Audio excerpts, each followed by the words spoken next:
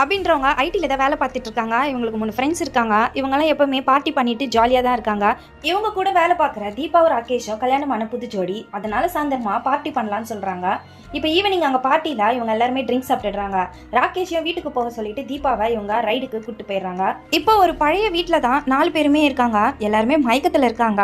கையிலையும் விலங்கு போட்டு பூட்டி வச்சிருக்கு. இவங்கலாம் எப்படி இங்க வந்தாங்கன்னே தெரியல. இப்போ எல்லாருமே மயக்கத்துல இருந்து கண்ணை முழிச்சிடுறாங்க. இப்பதாங்க வீராங்கிற ஒருத்தர் வராரு. இவர் தான் இவங்க 4 பேருமே கடத்தி வச்சிருக்காரு. அபிய கோவமா எதுக்காகடா எங்க எல்லாரையும் கடத்தி வச்சிருக்கா, உனக்கு என்ன வேணும்னு சொல்லி திட்டுறாங்க. வீராவோ யாருமே எதுவுமே பேசக்கூடாதுன்னு சொல்லி மிரட்டிடுறாரு. அவருக்கு அசிஸ்டண்டா ஒரு பொண்ணு இருக்காங்க.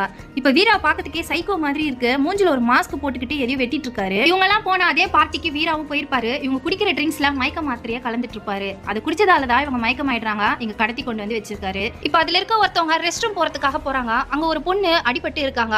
அந்த சைக்கோ இவங்களையும் கடத்தி தான் வச்சிருக்கான். வீராவோட தூக்கத்துல கார் சவுண்ட் எல்லாம் கேக்குது. இப்ப கோவமா அங்க இருந்து போய் ஆல்ரெடி உள்ள இருக்கிற பொண்ணை பயங்கரமா ரத்தம் வர அளவுக்கு அடிச்சிடறாரு. இதை பார்த்து இவங்களும் பயங்கரமா பயப்படுறாங்க. அப்படியே ரெஸ்ட் ரூம் போகும்போது அங்க இருக்க ஒரு கண்ணாடியை உடைச்சு ஒரு சின்ன பீஸை எடுத்துட்டு வந்துடுறாங்க. இங்க இருந்து எப்படியாச்சும் எஸ்கேப் ஆகணும்னு அபி மட்டும் தான் ட்ரை பண்ணிட்டே இருக்காங்க.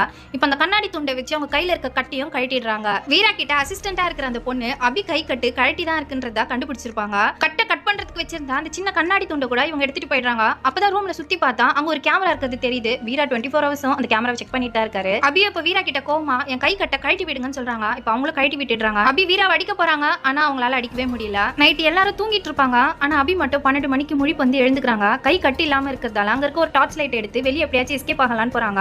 ஆனா டோர் தந்ததுமே அங்க ஒரு நாய் இருக்கு. அதை பார்த்து இவங்க கத்திடுறாங்க. வீரா வந்து அபி கிட்ட இந்த மாதிரிலாம் நீ பண்ணுவேன்னு எனக்கு தெரியும்னு மறுபடியும் அவங்களை கொண்டு போய் லாக் பண்ணிடுறாரு. அபியோட ஃப்ரெண்ட் ஒருத்தவங்கள வீரா தூக்கிட்டு போறத பாக்குறாங்க. இவங்களும் பின்னாடி போய் பார்த்தா அவர் தப்பா நடந்துக்கிற மாதிரி இருக்கு.